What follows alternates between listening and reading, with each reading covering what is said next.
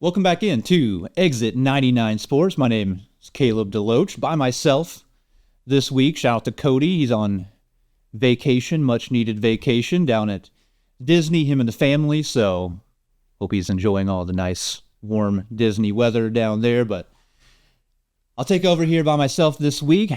Get to talk about some really, really good and really fun basketball that's been going on here in this area specifically. And we'll touch on a few other things later on, but yeah, a lot of great basketball here in this area. We're in the heart of the season for everybody. There's a lot of conference games going on. There's great out-of-conference games going on. So a lot to talk about, and we'll just jump right in, starting off with this past week. The Jackson Indians and Notre Dame Bulldogs faced off Tuesday at Jackson. Jackson won that one 60-45. Cole Deck led the way for the Indians with 23. Braden Thompson paced him with 11, scoring in double digits, I think, for the first time this season. So shout out to Braden. And yeah, that just felt like a bounce-back game more than anything for Jackson. You know, they just lost to Cape Friday before. Tough, emotional loss, big crowd. You know, Cape wins the season series, taking 2 of 3 from the Indians. And yeah, Jackson just came out on fire. I mean, you could tell from the very beginning they were not going to let this be a close game that goes down to the wire. They were hitting shots. Cole Deck came out on fire early. Everybody was hitting shots. Jackson shot the 3 extremely well in the first half of that one. They were blowing out Notre Dame by halftime. They're winning by 18. Yeah, and overall it was just pretty much Jackson cruising throughout the game.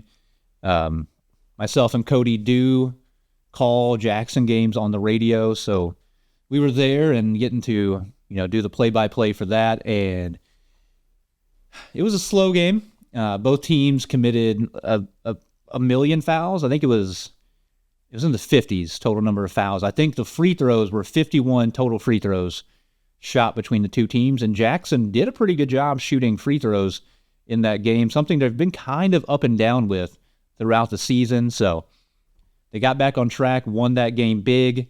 Like I said, it was a very physical game, you can say. Notre Dame came out trying to be the aggressor early on. Obviously, Jackson has a significant size advantage. You know, they have John Ernst at 6'7", and Lee Ivey, Braden Thompson, Austin Criddle, all 6'3", 6'4", somewhere in that range. And then Cole Deck on the wing, who's 6'6" as well, provides a lot of length. And you could tell that was something Notre Dame tried to nullify by being physical early on. And it just ended up with them getting a million fouls, sent Jackson to the line a lot. You know, there was a lot of off-ball fouls. The referees did a good job, trying to keep it under control. Never got too overtly chippy. They were able to kind of rein it in a little bit, but it did require calling 1,000 fouls. It felt like by the end of the game, everybody was in foul trouble. Even in the fourth quarter, when it was a foregone conclusion that the Indians were going to win, it was just like, here's a foul, here's a foul, here's a foul. It was every 30 seconds we were stopping. So it wasn't the greatest, paced game of all time, but Jackson, big win, back in the win column, kind of get their mojo back. And they had another, 2-game week this week where they played Notre Dame. And on Friday, they played Ladue, tough game on the road. And then Notre Dame, on the flip side, they lose that one pretty big, which isn't great going in for the rest of their week because Notre Dame had a very busy week as they went to Nixa, play in the Nixa Invitational Tournament, and they played 3 games over there, so very, very busy week for the Bulldogs, starting out with the loss. Not the way they want to go. The Indians, within the game, did a great job kind of taking away the two-headed monster for Notre Dame. It's Colton Johnson, it's Brett Dohan. I believe they combined for 4 made field goals between the two of them. I think Brett Dohan made 1 shot, which was mind-boggling to me. He's a guy I expect to see put up 20 every night. Him and Colton pretty much scored all their points on the free throw line, or at least predominantly all their points on the free throw line. And yeah, Jackson did a great job defensively on them. And then, Notre Dame just didn't really have an answer for Cole, especially early in the ball game. And he got hot. And as he got hot, they had to throw more bodies at him, and he was able to find open guys. And people made plays, Like I said, Braden Thompson came out, had 11, which is huge. He's not a guy that is known for his scoring acumen, but we'll see later in the week he does so again. So maybe, Braden Thompson kind of feeling it inside, getting some more confidence, scoring around the rim. But moving on, another ball game in Cape County. The Tigers knocked off Hillsboro. Hillsboro came to Cape Central. Cape won that 53-40, which is an impressive win, in my opinion. Holding Hillsborough to 40 points. They're a team that I got to watch play against Jackson earlier in the year. The Indians went up there to play Hillsborough. Hillsborough has one kid, 6'8", center, Greg Robinson, big kid, athletic. And the Tigers did a great job. I'm looking at Hillsborough's stats. Robinson was held to only 9 points in that game, 1 of 7 shooting, 1 of 6 inside. He takes a million free throws. He draws a ton of fouls. But in this one, they fouled him a few times, sent him to the line for 10 total free throws. He went 7 of 10 there. So that's where he got nearly all of his points. And it looks like, his presence wasn't even that strong on the defensive side. He has 1 block, it looks like, in the game. They forced him to have 5 turnovers. So it's kind of been a theme here as of late for Cape Central. The defense has been, absolutely incredible. You just look, starting with, I would say, the Christmas tournament. Before that, they were kind of giving up some more. They were giving up a few more points than they have been. In the SEMO Conference tournament, for example, they gave up 56 to Charleston, 53 to Jackson. They gave up 90 to Saxony. They bounced back, gave up 72 to Farmington. And then the Christmas tournament, just something flipped a switch. Defense can be a scheme thing at times. It can be some coaching adjustments you make here and what you're running against different people. But at the high school level, it feels like defense traditionally is just very, how much effort and how much focus you're putting in on that side of the ball. Obviously not as fun as putting the ball to the hoop, but if you do take pride in it, it can be a very fun thing. And that's what Cape Central has done. They've given up 41 to Advance, 23 to Bell City, 54 to a Woodland team that scores like 80 a game. They gave up 50 in a loss to Jackson. And then that was their last loss, the championship of the Christmas tournament. They blew out Dexter, gave up 36, beat Notre Dame by 10, but only gave up 33. They held Scott City, another high-scoring team, to 51. They held Jackson to 42, beat them, held Hillsborough to 40, and then they played great defense. The rest of this week, we'll close out. We'll get to those games here in a moment. But the Cape Central defense has been incredible. That is where they've really started to hang their hat on that side of the ball. And then obviously, the guys who you expect to score have still been playing pretty well. Tyshandre Edwards, Mateo Rivers, Marquez Mills. Antonio Sims has been playing a little bit more offensively oriented. He's been doing some things. Goliath Morris-Young has continued to look good. Jathan Spain's been putting in good minutes. Landry McFerrin's been putting in good minutes. And so, Cape's just really rounding into form. The defense has just become like a boa constrictor. They've just been crushing teams on that side of the ball. So it was cool to see them get that big win over Hillsborough. As I said, Hillsborough not bad. So Cape picking up another victory there. Last, game of a Cape County team, Saxony went on the road to Kelly, picked up a big victory, 67-60 over Kelly. Kelly having a little bit of a down year, similar to Saxony. So it was cool to see the Crusaders go in there. Once again, shout out to Coach Scott, Abernathy, everybody.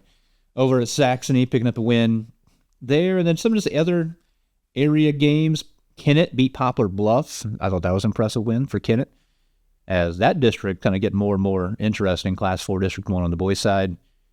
East Prairie blew out Twin Rivers. Farmington, Class 5 District 1 with a lot of team. Cape Central, Sykeston, Farmington, Festus. They beat Festus by 15. And then Charleston, a team that we might talk about a little bit more later, they went on the road to Class 6 Hazelwood Central, only lost that game by 4. Charleston's looking a little bit better here. They've kind of rounded into form. They got some young guys. We'll talk about them here shortly. As I mentioned, Notre Dame had to go on the road to Nixa, played 3 games over there, south of Springfield a little bit. Played the Nixa Invitational Tournament. They were there last year. First game, they played Logan Rogersville. Logan Rogersville is incredible. I think they were a Final Four team last year. They're very, very tough. They have a guard. I think his name is Chase Branham. He is incredible. They knocked off Notre Dame that first game, 76-35. The tournament was a little weird. Because New Madrid, another Southeast Missouri team, didn't make the trip, I assume due to more illness. That's been a real struggle for a lot of teams in the Boot Heel. And so there was some interchanging of teams. But Notre Dame took on Logan Rogersville, kind of got it put on them. But Logan Rogersville is a Final Four contender.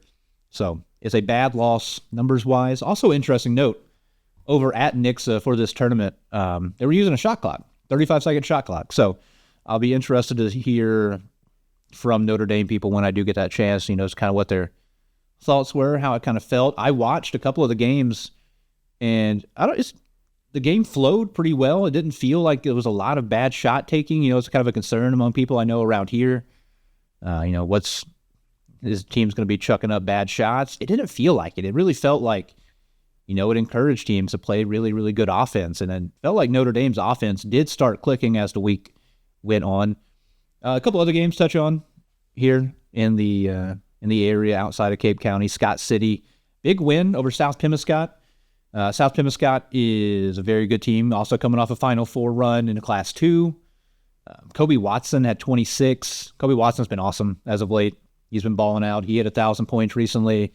He had 27 against Cape. I mean, he's been an all-around scorer. That was something I saw in the article about that game, I think, was Coach Dan Mueller, who talking about Kobe Watson, who felt like he came into the year, known as a shooter.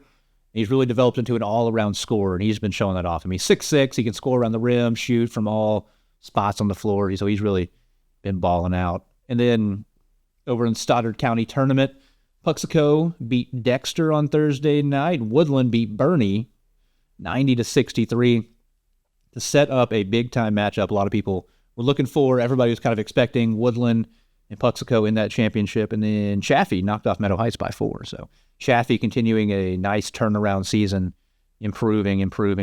So it's nice to see Chaffee playing well. Fowler over there, he's a phenomenal player. And then Friday night, I had, along with Cody, the opportunity to go up to St. Louis. Jackson took on Ladue in that ball game, and it was a great game. Honestly, coming into the game, if you would have asked me, I would not have expected Jackson to win that game. Ladue was number 3 in Class 5. They maybe run a little bit different of a system than most teams in Southeast Missouri. They are very reliant on the three-point shot. They spread you out. They play 5 out. They got guys that all can drive and score at the rim, kick out, and if you leave shooters open, they can really make you pay. I mean, they're a good team. They were a lot of fun to kind of watch run that offense. And, it's a team Jackson played last year, and they came down to the Jackson Event Center, and Ladue was also state-ranked at that point in time, and the Indians knocked them off. They came in on I believe, 13-game win streak. I have it here. Yeah, they won 13 straight. And then Jackson knocked them off in that one.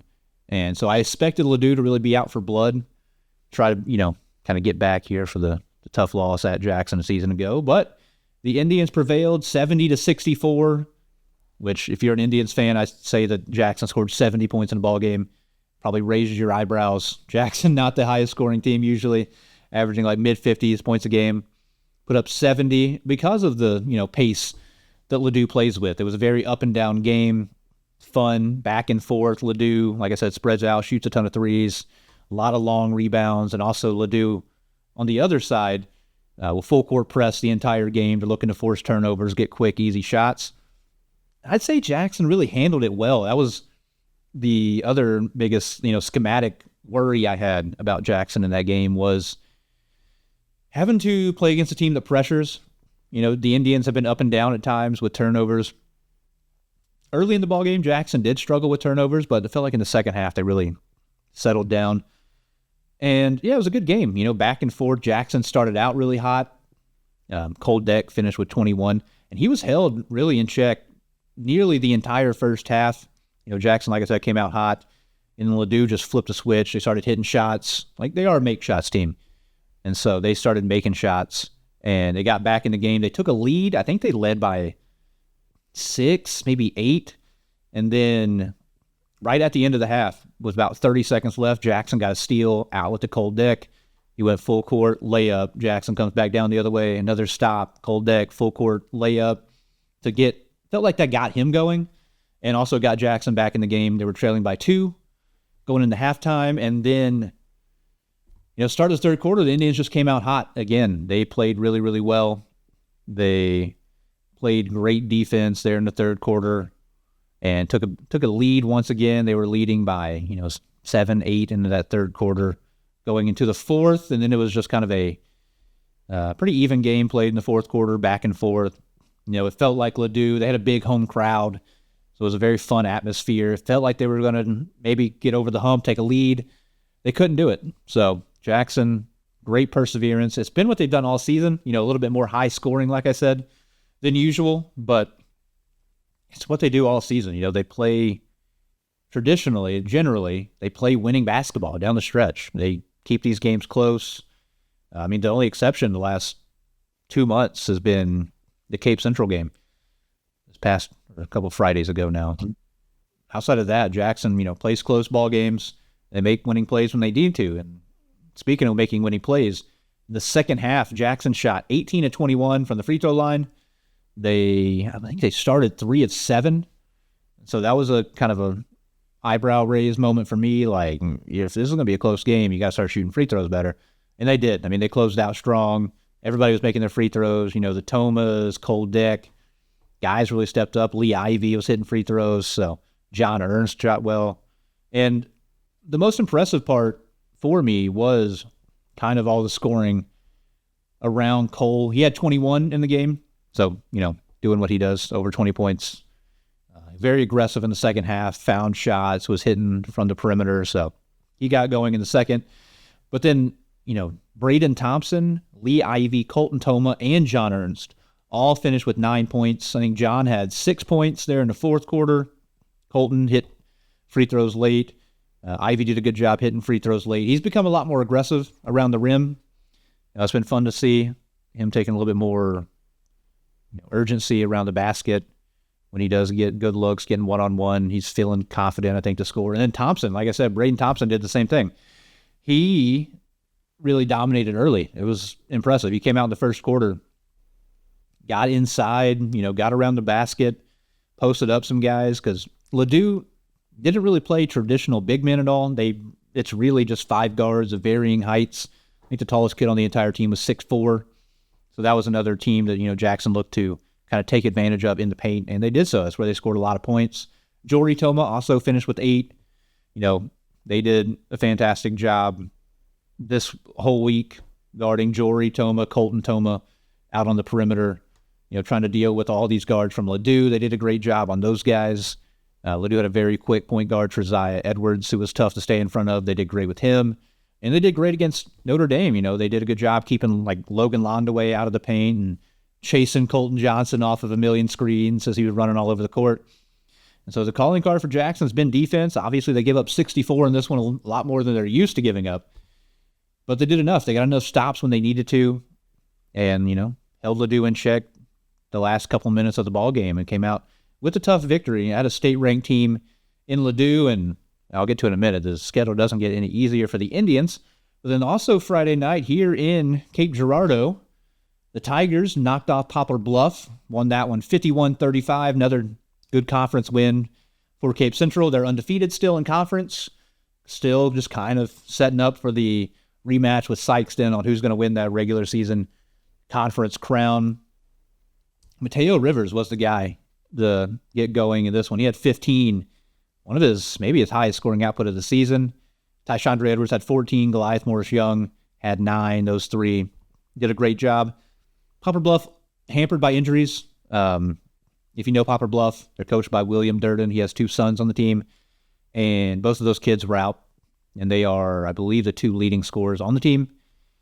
So it was definitely an offensively challenged Poplar Bluff team, to say the least, but Cape Central, 35 points given up again.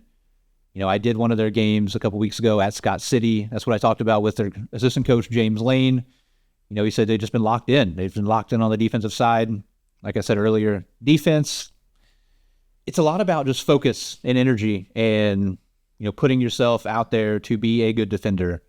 It is, obviously, helps if you're not slow, helps if you are incredibly quick like a Mateo Rivers or, super long, athletic like Morris-Young and Tyshandra Edwards, crazy wingspans, strong builds and all, but those guys weren't guarding well early in the season. They were giving up 60 points, 70 points, 90 points.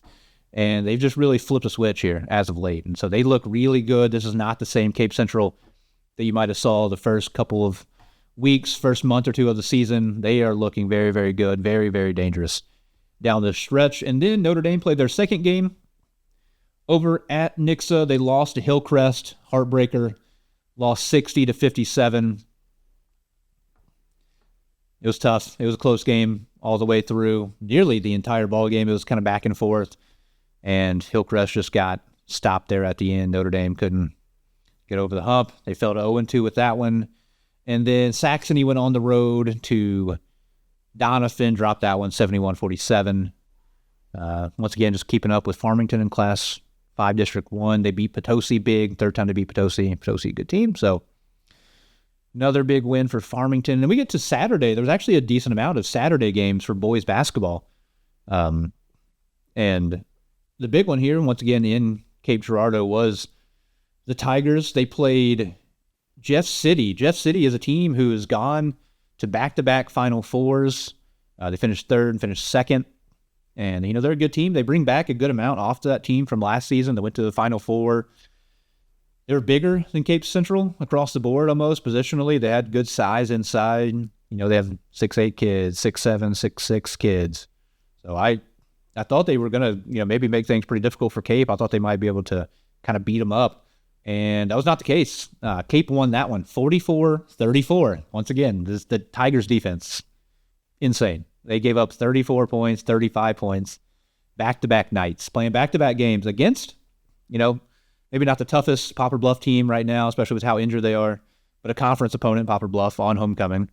And then a Jeff City team coming off of a state title run. So the defense, insane this year for them. Jeff City was Class 5, number 10 coming into this ball game, and Cape shut them down. Tyshandre led the way. He had 19. He came out super hot in the first quarter. He was hitting everything. He was getting to the rim, scoring at the rim at will. Mateo did good early in the ball game, knocking down shots. He finished with 7. Goliath Morris Young had 8. Scored most of those in the second half. Yeah, Cape came out, just jumped all over them from the beginning. I mean, they were leading by as much as 18, I think, in that game. They were just crushing them to start the ball game. I think it was just a massacre starting the ball game. They held, I think, Jeff City to 2 points for about the first 6 minutes and kind of just coasted from there a little bit with the victory. I mean, felt like they kind of ran out of gas, obviously playing their third game of the week, back-to-back nights. Very tough thing to do, especially, tough teams like they're playing. Yeah, and Jeff City kind of just had a mental breakdown. It felt, that emotional breakdown more so than anything. They, as you might feel whenever you go to a different part of the state to play basketball, the refs might call things different. People play different. I know that from my experience, playing for Jackson back in the day. Like, we would go to different parts of St. Louis. They would call the game differently there. We go to Central Missouri. It'd be called differently. So something you just have to adjust to. Jeff City was very upset with the officiating. I think they had a player get a tee. Their coach got a tee. I mean, they lost by 10. If they weren't just giving up free possessions, free points, could have been a different ballgame. But Cape Central, once again, played tough, played smart, did not let the emotions spill over on their side, and came up with another victory. So, I mean, it's all things are turning up Cape right now. Like, they are on a phenomenal run, 7 straight wins, and 7 wins over decent opponents, like I said. And they beat Jackson, they beat Bluff, Hillsboro's a solid team. They beat Jeff City, who's a great team. So it's been a good run for Cape Central. There's nothing, no notes, really. Cape Central's playing awesome defense. If they are able to keep playing defense like that, if they can keep getting production out of Tyshandre, Marquez Mills, Goliath, Mateo, there's not going to be a lot of teams that can beat them if they play the way they have been playing the last month here. And then also Saturday up at Mineral Area College, Saxony played Newburgh. Newburgh, not around this area, but Newburgh came over to MAC. And Saxony dropped that one close, 152-49. Heartbreaking loss over for the Crusaders. Tough season. I said it, the last couple pods. They lost a lot from last season. New coaching change, everything. So a lot of change, a lot of turnover. Hasn't been the best season, but I have a lot of faith in those guys they've got over there, and I think they'll be building, and they're going to keep improving as this season goes on, and then potentially be a solid team even next year. And over at Nixa, last game of the tournament for Notre Dame, the Bulldogs go 0-3. They finished Nixa at the Nixa tournament 0-3. They lost to Lighthouse Christian, 61-60. I watched most of that ball game. It was, once again, back and forth. Both teams had, 8, 10-point leads here and there. But playing with the shot clock, it does kind of, you're never safe. Notre Dame had a point late in the game where they were leading, and you would feel like normally they would just back it out and move the ball and try to run clock, and take as much time as Lighthouse would let them. But you weren't able to do that. You had 35 seconds. You got to get a shot up and keep the game moving. And Lighthouse was able to, come from behind there late in the ball game, win that one by 1. It's just kind of, where does the production come from outside of the two big, the big hitters for the team? Colton Johnson in that game had 31 points. Brett Dohan had 20. For the tournament, by the way, Colton Johnson played great. All tournament team type performance, 20.3 points per game. Every night he was really showing up, balling out for Notre Dame. His play has improved as the season's gone on. It felt like early in the season, with teams keying on him very heavily, maybe shots weren't falling. His shot has been falling. I mean, in that game, he was hitting very tough shots. He was getting nice mid-range jumpers. He was getting to the rim, getting to the free throw line. So his game is really kind of feel like it's rounding in to form right now. And Dohan, obviously, a 20-point performance again. But that's 51 of the 61. And that's just going to be what it is. Those guys are going to do their thing. Probably not combined for 51 most nights, but put up close to 40, you would expect most nights, 35, 40. And, just can you get enough production? And those guys around him are talented. I like what I've seen from different people here and there. Like Logan Londaway is a very good point guard. I like Brody Harden a lot. Brody Harden's been playing pretty well lately. He did the same move multiple times in the game I watched against Lighthouse Christian. He did it like 5 times against Jackson. He keeps working. He takes it on the right wing. He drives to the free throw line. He'll spin back to his right hand, get to the rim, shoot a layup. Somehow people haven't watched film, and I've watched him play like 2 times in a week, and he's done the same thing over and over again. But he's been playing well. I digress. He's been playing well. They have good pieces. And it's just, those other guys' confidence kind of step up, knock down shots, and not just defer to kind of those guys, the senior leaders that are the ones really kind of running the show up there for Notre Dame. And then the only other note from this from Saturday, Saxton went on the road for the Union tournament. That was throughout the week. I know they played like Monday in the middle of the week, and then they played St. Francis Borgia. Dropped that game to Borgia, which was a big surprise to me. 67-60. I expected Saxton to kind of walk through that tournament. I didn't expect much competition. I'd seen Borgia earlier in the year. Obviously, you can't judge a team from the first week of the season, but they had lost a lot from last year. I mean, this wasn't the same Borgia team that they had the last couple of years that were winning 25-plus ball games. So I thought Saxton would really cruise through that. You never know. Like, this area has been killed with sickness. So that might have been part of the issue. I'm not sure totally. But, yeah, Saxton goes up there, drops that one to Borgia. And then getting into girls basketball, I'll hit a pause button on the Jackson going to the Lindbergh tournament. I'll talk about the other games we had in the area. Monday, Notre Dame went to Kennett, picked up a big win, 71-54. That was, dominated mostly inside. Notre Dame had a good size advantage over Kennett. It's another thing for Kennett. They have a girl named Elise Edwards, if you're not familiar.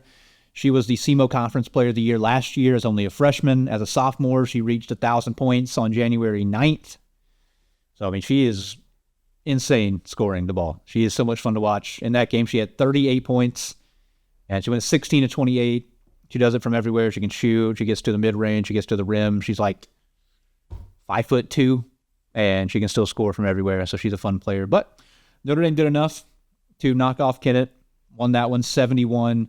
Liza Barnett, Olivia Wagner really did a lot of the damage inside and picked up a big win. Notre Dame getting a nice road conference victory. Never easy to do. And speaking of that, Cape Central kind of been up and down. Went on the road to New Madrid, won that game big, 58-39. So congrats to the Tigers getting that big victory, nearly by 20 points on the road at New Madrid, who, once again, I don't know where New Madrid's at health-wise and stuff, but that was a team that beat Cape earlier in the year in the SEMO Conference tournament. So shout out to those girls going on the road, picking up a tough conference victory. Never easy to do in the SEMO Conference, boys or girls, to go on the road. And then finally on Monday, Saxony went on the road, dropped one to Festus, 68-49. 42. Saxony played again Wednesday. They played Perryville at home. Lost that one 45-26. Perryville, decent squad. They have a girl, I believe her name's Amberger. Very good player for them. And then Thursday night, Notre Dame was supposed to be hosting New Madrid, but that game got canceled, I believe, due to illness on the New Madrid side. And Saxony played back-to-back, lost to Sykeston. Big this time, 75-37. Sykeston, a good team here in the SEMO Conference. Definitely in the upper tier of the conference. Have a good player, Landry Hammondtree, big-time scorer for them. Saxony, kind of tough week going 0-3. It's a tough season, similar deal. A lot of youth on the team. Things not going their way. A lot of people having to step up into new roles. It's been a down year. But it's just another situation where this year, not a lot to look forward to maybe the rest of the way, but I do think as the season goes on, these girls will keep getting more varsity experience, and the group that comes back next year I think is going to be much improved and definitely be back up in the upper half of the SEMO Conference. On the girls' side, and then the other thing I'll touch on is the Scott County, Mississippi tournament. Delta won that over Chaffee, got back, made up for losing to Chaffee earlier in the year. Delta continues great run this season once again, 62-50. They're going to be a force once again, Class 1 in the state tournament. But yeah, the thing I want to talk about, not to be a homer once again, but Jackson goes on up to Lindbergh and wins the Lady Flyer tournament, the Lindbergh tournament up there on the girls' side.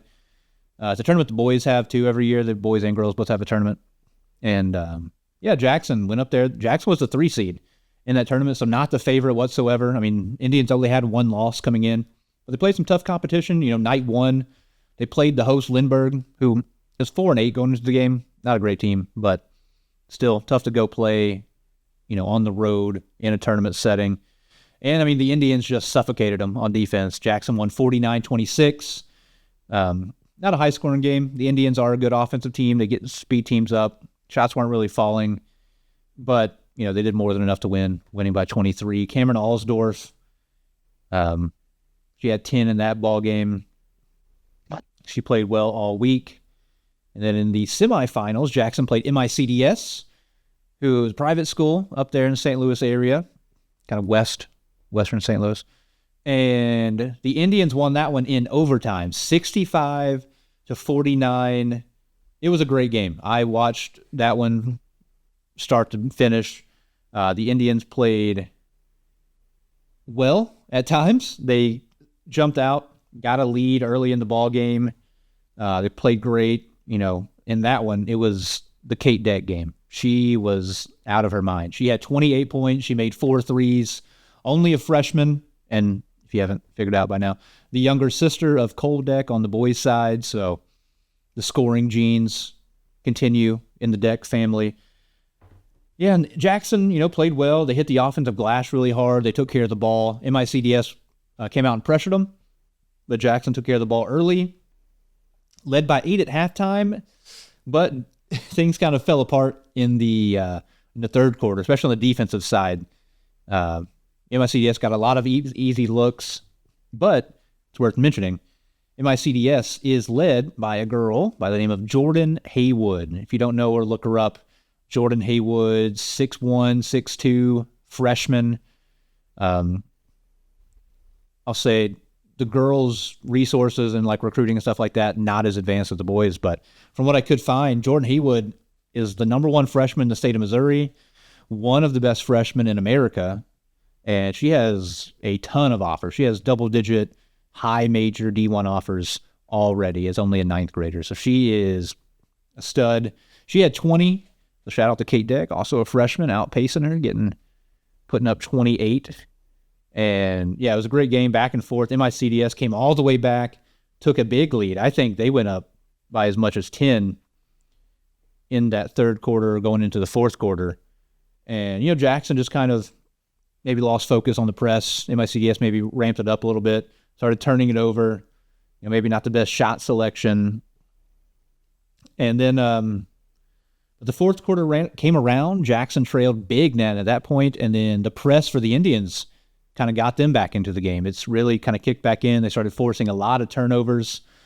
And, it was just a great fourth quarter. Coming down the stretch, Cameron Allsdorf, once again, she made huge plays on offense, knocking down shots, getting to the free throw line. She finished with 14 in the game. And then other person I want to shout out was Addison Henderson. She played great defense, made great hustle offensive rebounds. She was one that hit the buzzer beater to put it into overtime. She had a little mid-range floater and knocked that down, sent it to overtime. But she played great defense. She matched up against the Haywood girl a lot. She matched up against some of their guards on the perimeter. She's a great defender inside out. That's where she really made a big difference in that one.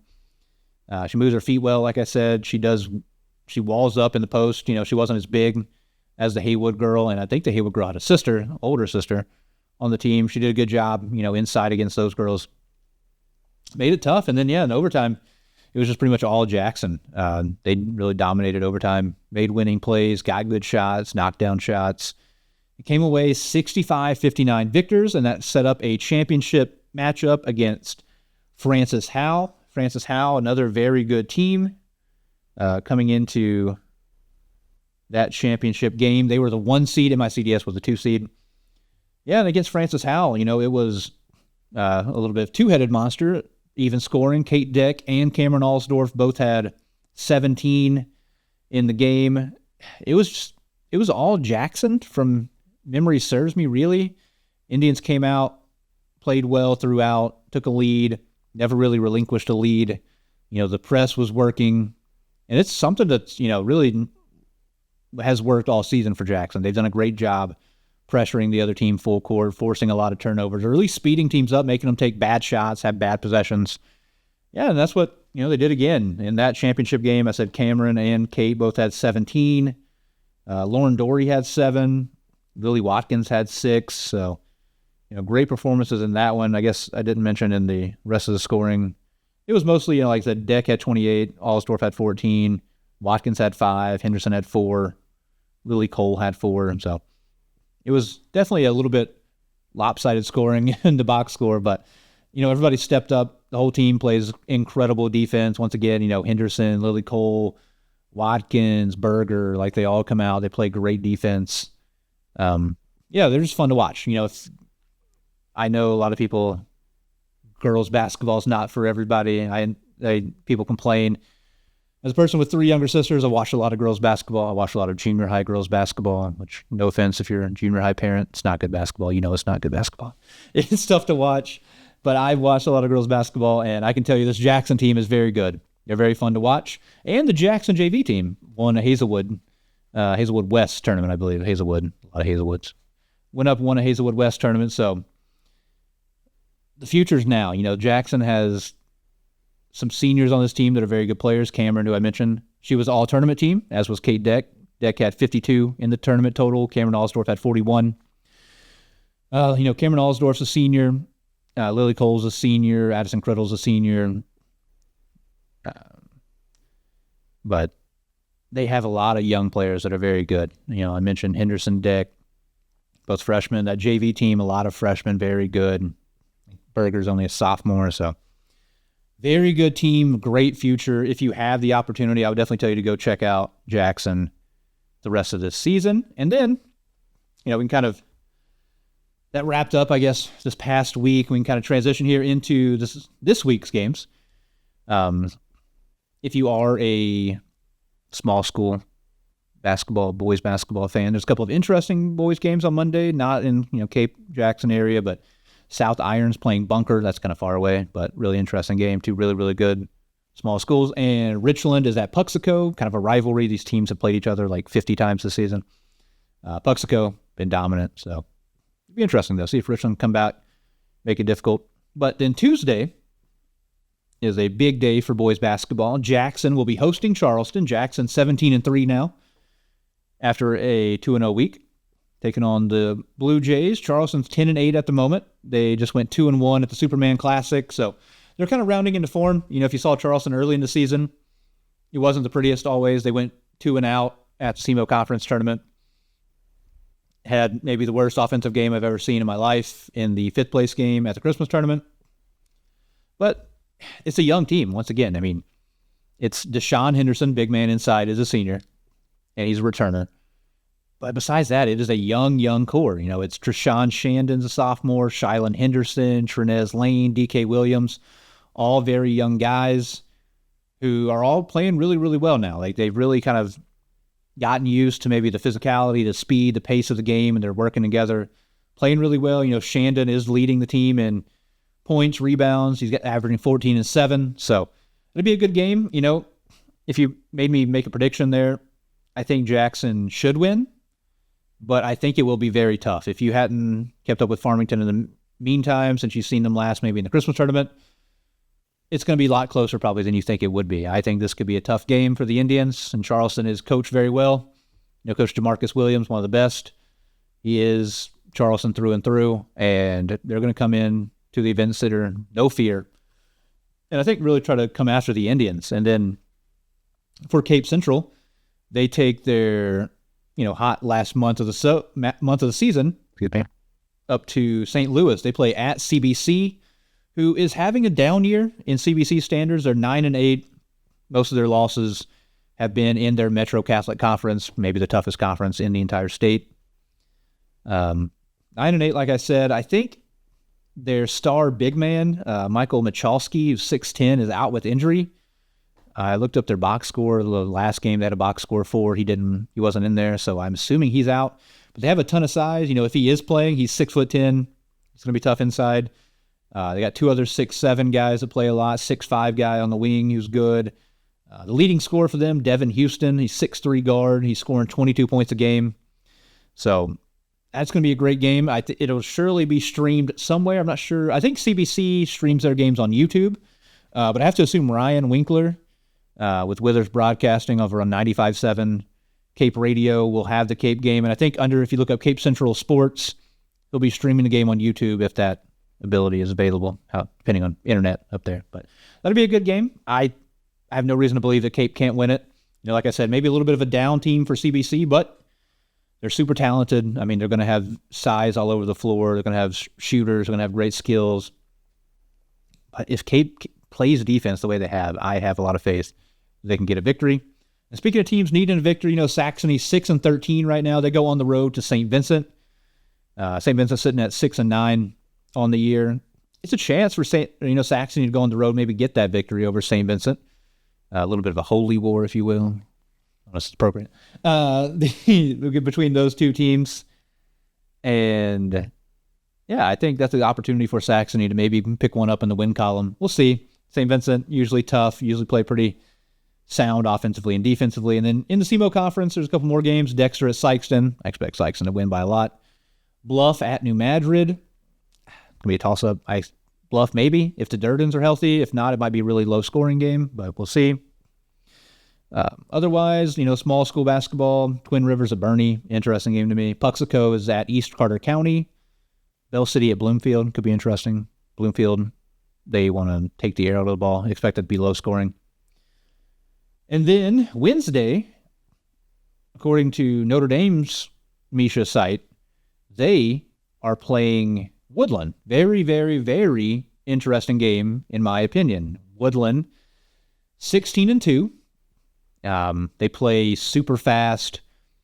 They have guards everywhere. Van Gennep, Layton, Schock, Kinder, Lane Lee. They're all interchangeable. They're all 5'10" to 6'2". They fly up and down the court. They pressure you full court. They want to get up and down. They want to shoot from the perimeter. So it'll be a very, very, very interesting matchup for Notre Dame. It'll be at Notre Dame. So we'll see how that plays. This is an opportunity for Brett Dohan to dominate inside. They do have a good – Woodland does have a post player in McCormick who's solid, but he's given up, 3, 4, 5 inches maybe to Dohan. So I think it's an opportunity for him to maybe show off around the basket, but it will be tough. Like I said, Woodland can put up points in a hurry, and that's kind of the big question for Notre Dame. Can they score with them? So we'll see how that game goes, but that is a very, very interesting kind of non-SEMO conference versus in-SEMO conference battle. Maybe one of the more interesting ones here in this area for the rest of the season. It's the only game in the county here, one of the only really notable games on Wednesday, February 5th. Some more, out-of-area games a little bit. Meadow Heights Leopold plays Thursday. Richland Risco plays Thursday. So those are interesting, kind of rivalry games in both of those. But then Friday, the action picks back up at the Jackson Event Center. The Indians will be hosting Webster Groves. Webster Groves, phenomenal. I don't know if those watching, listening, if you've seen Webster Groves recently, they're very, very good. They're 13-4. They have awesome guards. They have one guy in Scotty Atkinson who has offers pretty much everywhere already. He's only a sophomore. He was incredible last season as a freshman. So it's going to be a very tough matchup. Even as a little bit of a homer, I won't pick Jackson to win that game. It is I'll believe it when I see it type of situation, because Jackson has not beaten Webster Groves. I don't know what I can't look back further than Misha's records, which I think go back to 2008. I know from my experience, it didn't matter how good we were, how bad we were, how good or bad Webster Groves was. We could just never beat them. And it says on here, Jackson 0-14 all time against Webster Groves. That is from 2008 to now. So yeah, last season at Webster Groves, Jackson pretty much got crushed 70-55. A couple years ago, Jackson lost by 1. Like I said, we lose in any form or fashion. We lose by 20. We lose by 1. It'll be a tough test. The Indians will be tested. This is maybe the best backcourt the Indians will see all season. So, I'll be on the call for that one. I'll definitely be pulling for Jackson to win that one. But it'll be a very, very, very tough test, and we'll see. If Cole can get going, he does love these challenges, playing good teams. So if he's able to get hot, this could be a game. If it's 1 possession, 2 possession game, the last 5 minutes of the game, Jackson's shown the ability to win those games. So we'll see if they're able to do that. But it would be definitely a sizable upset, I would say, if Jackson is able to come away with that victory. So I won't predict it as of now, but I'll be pulling for it to happen. I was trying to pull up the rankings. So Webster Groves is currently the last boys basketball rankings. They're number 6 in Class 5. So, hey, Jackson just beat the number 3 team in Class 5. So we'll see if that translates over or not. But Webster Groves very good. And then Notre Dame will be hosting Saxony. So a couple of in-county teams playing each other. A little bit Cape Fruitland game. I would expect Notre Dame to win that ball game. Saxony kind of struggling a bit, like I said. Little well below 500. Notre Dame trying to get back up to 500, sitting at 8-10. So if they have a big week here, they could possibly get back to 500 or over. We'll see what they do there. But that's another game I expect, Dohan to kind of feast, and we'll see what happens around him. Colton Johnson, like I said, has really gotten going. So see if he's able to continue that back here in Southeast Missouri against Saxony, and then around the area some more. Woodland will be at Kennett. Could be interesting. I expect Woodland to win that. And then Sykeston at Poplar Bluff. Sykeston trying to stay undefeated in the SEMO Conference. I expect them to. And then Saturday, I don't at the moment have an exact schedule. I will try to get that. But check out our socials on either Twitter/X, Facebook. If I get the exact schedule, I will post it onto the Exit 99 account. So make sure and check us out on any social media. Follow, subscribe, whatever you got to do to get those updates. For the Charleston 6-man shootout is what I was alluding to. Every year Charleston hosts this shootout where they have a lot of good teams from this area take on tough teams from, outside of the area. Usually St. Louis schools come down, and that's mostly the case here. Charleston and Sykeston will actually be playing each other because their game got canceled earlier in the year due to bad weather. And so it'll be Sykes and Charleston playing each other as the only in-conference game going on. Richland will play Meridian from Southern Illinois. East Prairie will be taking on St. Mary's Southside. That's who I think was supposed to be playing Charleston. So that'll be a very interesting game. If you're not familiar, East Prairie, very good small school team. They get up and down. They're very talented. They have some very good players. Markham, Noah Johnson. They can score with the best of them. St. Mary's has probably the best point guard in the state. His older brother also played there. His name was Yuri Collins. He went on to have a great career at SLU. He was like the leading assist man every year in college basketball at St. Louis University. And his younger brother, Kyrie Collins, butchering it, is awesome as well. He's a guy that can go off for 40 any night. So that'll be a fun game to watch. New Madrid takes on Confluence Prep, who played Jackson earlier in the year. Jackson really handled them, but they like to get up and down and press. And then Cape Central, the game to talk about here, is taking on Principia. Principia is very tough. That is a team that has beaten Jackson by 15, 16, something like that, up at the St. Francis Borgia tournament to start the year.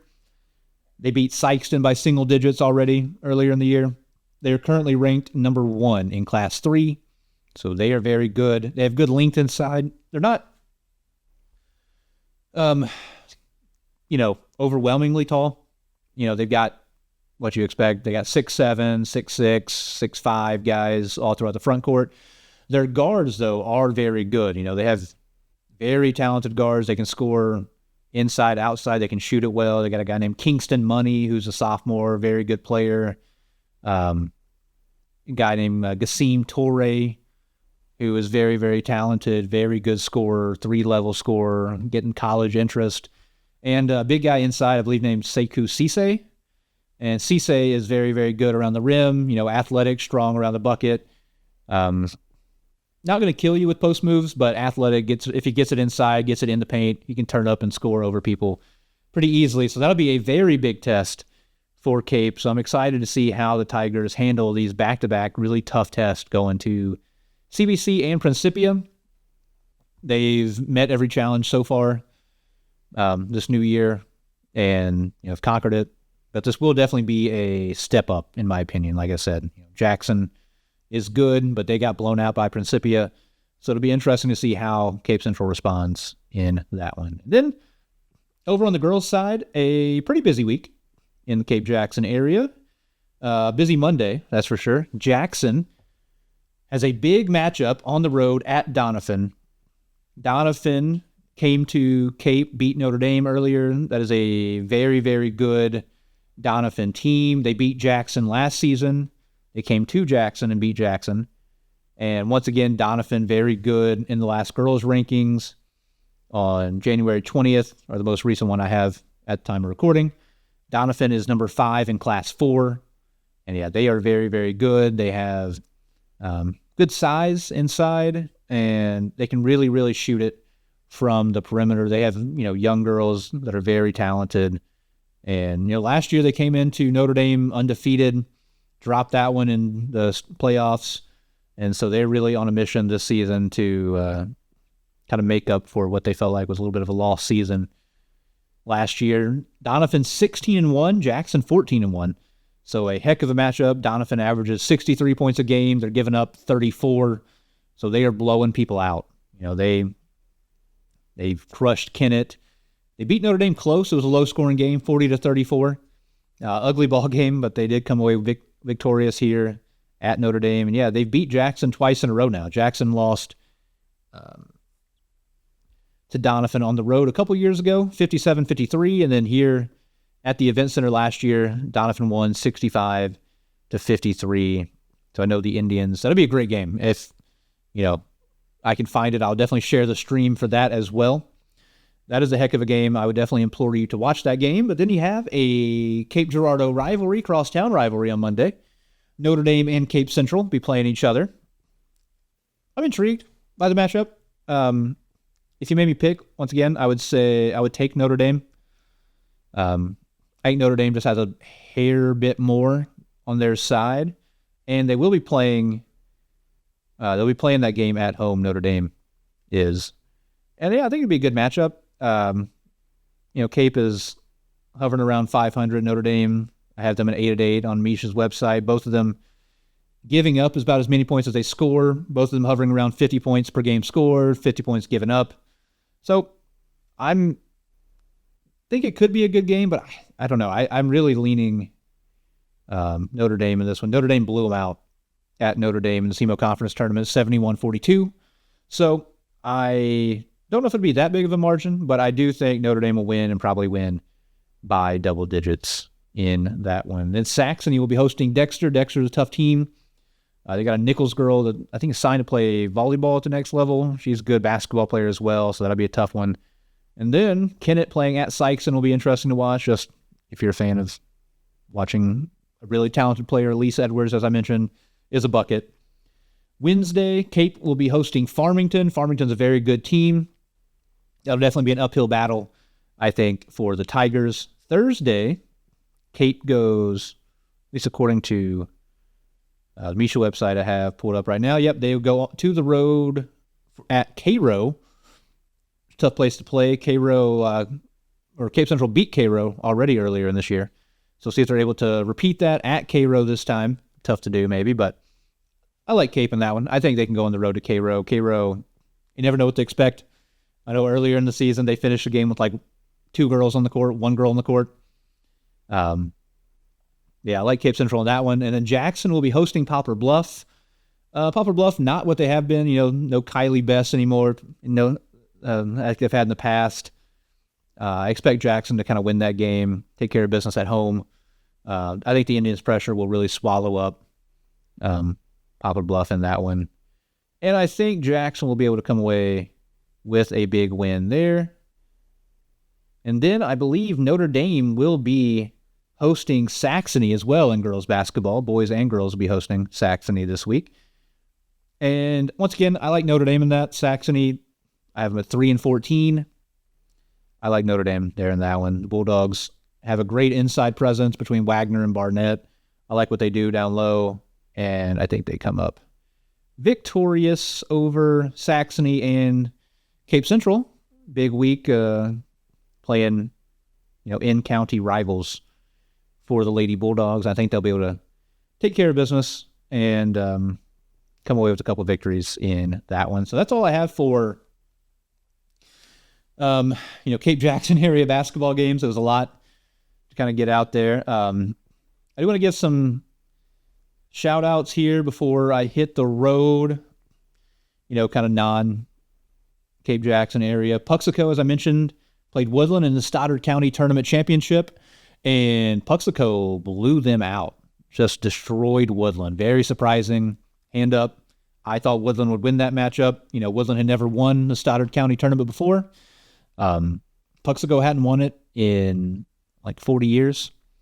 And so I was maybe pulling for Woodland a little bit in that one, but they did not come out ready or competitive at all in that one. So that was shocking to witness, needless to say at least.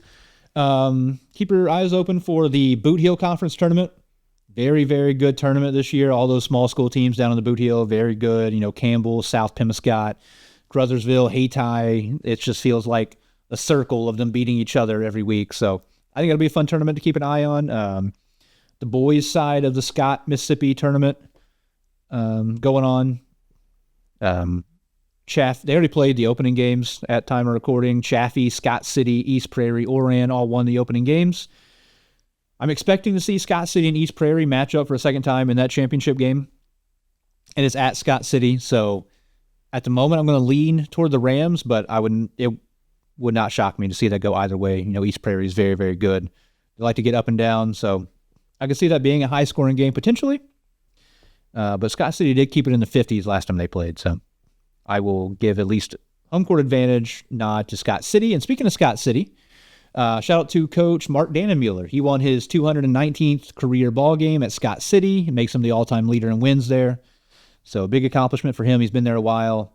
Congratulations, Coach Dannenmuller. Big accomplishment, 219 wins, a lot of wins. So congrats to him. And then something I didn't have all the results of the last time we recorded, I don't want to get some shine to, over on the wrestling mat. They had the SEMO conference meet. And on the boys' side, Jackson won the conference title as a team for the first time since 2020. over Hillsborough, 365 to 362. So very close finish between those two. Wrestling powers. Hillsborough always great. Jackson always very, very good. The Indians had 3 individual champions, 13 total medalists. So awesome showing by the Indians. I'm just going to run through each of the kind of medalists for the Cape, Jackson, Notre Dame group that all wrestled. At 106, Dane Armstrong got 6th. At 113, Camden Gerhardt of Jackson got 3rd, and Oscar Kester of Notre Dame got 6th. At 120, it's one of the winners for Jackson, Grady Rice, who's having a great year. Won at 120 pounds. Big tournament for Grady, picking up a gold medal there. At 126, Mitchell Baker of Jackson got 3rd. At 132, the second champion for the Indians, Cade King, who's also wrestling very, very well right now. He picked up the gold medal spot there for the Indians. So shout out to Cade, winning at 132 pounds. At 138, Gannon Rice got 3rd for the Indians. At 144, Jacob Milam got 3rd for the Indians. At 150, Caleb Schlick made the final, but lost out when he got 2nd for the Indians. And then Parker Lemons for Notre Dame won his 3rd place bout and picked up 3rd for the Bulldogs. At 157, Sawyer Goodwin got 2nd for the Indians. At 165, Matthew May got 4th for Jackson.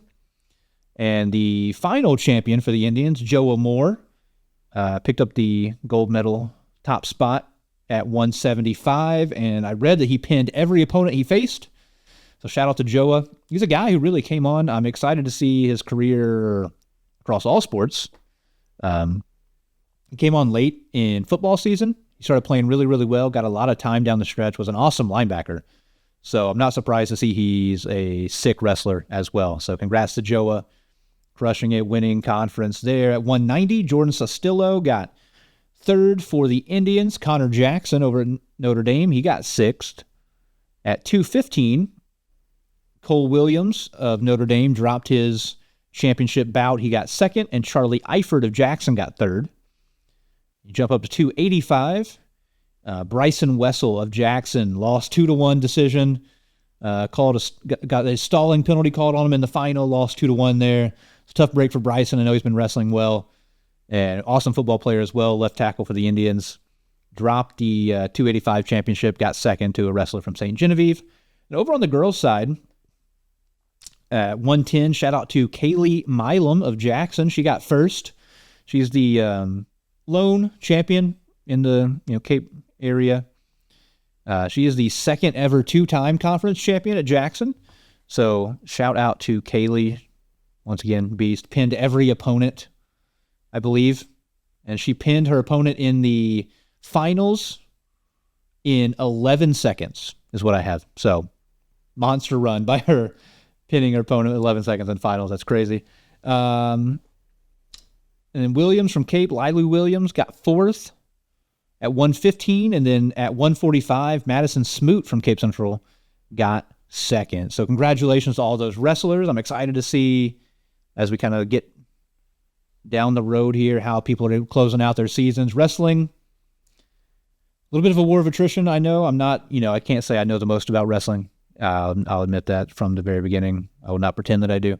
But I know it's a little bit of a war of attrition. Just, if you can stay healthy, make it to the end of the season healthy, I think a lot of Jackson wrestlers especially have a good chance to make a run. And a lot of these Cape and Notre Dame kids also wrestling very well right now. I'm excited to see how they close out their season as well. The last few shout-outs, shout out to SEMO, Teddy Washington Jr. hit a game winner against Tennessee State. That was sick. I was watching that game there. And then a few local athletes signed to play at the next level. Kai Crow signed with Truman State. What's there to say, about Kai? He was awesome for the Indians the last few years. He's, in my opinion, one of the best receivers the last decade plus. I'd say behind, Jordan Kent, especially numbers-wise, maybe Cannon Turley numbers-wise. But yeah, Kai has been awesome for the Indians the last couple of years. 2 different quarterbacks. Has been All-State the last 2 years. This past season, he played some defensive back, played safety, got in the backfield, played running back. It was super effective everywhere he played. He was an awesome kicker, didn't miss a field goal all season, and didn't miss an extra point all season. So great athlete, super fun to watch the last few years. He signs with Truman State, who's coached by Coach Nesbitt's brother. So shout out to Truman State, get picking up Kai Crow. And then also shout out to Wisconsin Platteville. They got 2 local athletes, Zaire Thomas, SEMO Conference Player of the Year, who has been an electric factory the last few years. You know, he's one of the most fun players in the area to watch. Track speed out there. If you let him get into space, he's gone in a heartbeat. You know, returning kicks, returning punts. He does it in the backfield at running back. He splits out wide as an awesome receiver. Shout out to Zaire. And then Gavin Allspaw of Jackson, played defensive back this year, had played offense up until this point. Flipped over to the defensive side, was really, really good for the Indians. Great tackler, very physical, good speed, turned his hips well, ran, chasing, could run with pretty much anybody that he covered. Had a great year in his 1 year defensive back for the Indians. And so, yeah, so both those guys pack a jacket going up to southwest Wisconsin, I believe, over in Platteville. So that's really cool seeing those 2 guys go up there together. I'm going to be playing together hopefully for the next few years. And then Zach Crump, I just saw the other day, committed to William Penn University. So shout out to Zach Crump. He really, really built over the last couple of years and was an awesome power back for the Indians. You know, he's big kid, just run over people. So he's very fun to watch. Yeah, I think that just about does it. All my shout outs to end it. So I'm excited. It was a great week of basketball last week. A lot of big wins for teams in the area. Some tough weeks. You know, if you're Notre Dame going 0-4, losing to a lot of good teams, but the Bulldogs have a chance to really kind of rectify the situation, pick up some victories, and, play some teams that they are, capable of beating. I expect them to come out, play well. They have a big one against Woodland, like I said. That'll go either way. I expect them to maybe pick up a win against Saxony, hopefully get back on the right track for Notre Dame. But, yeah, I think that'll just about do it for me. Thank you all for listening. Thank you for watching. Make sure to, if you're watching on YouTube, like, subscribe, even hit the notification bell to get any, know when we post on there. If you're listening on Spotify or Apple, Amazon, hit the follow, hit subscribe. I appreciate all of you that do listen. It's been a lot of fun doing this. And then on Facebook, and Twitter, I'm pretty active on there. Going to be posting more updates as the season goes on about streams and tournaments and anything going on for all these teams in this area the rest of the season. So once again, thank you all for listening. Thank you for watching. It's been a great time talking basketball again, and I'm excited to see how all this fun basketball and other sports in this area go this coming week. So thank you all for listening. Have a great one. Good night.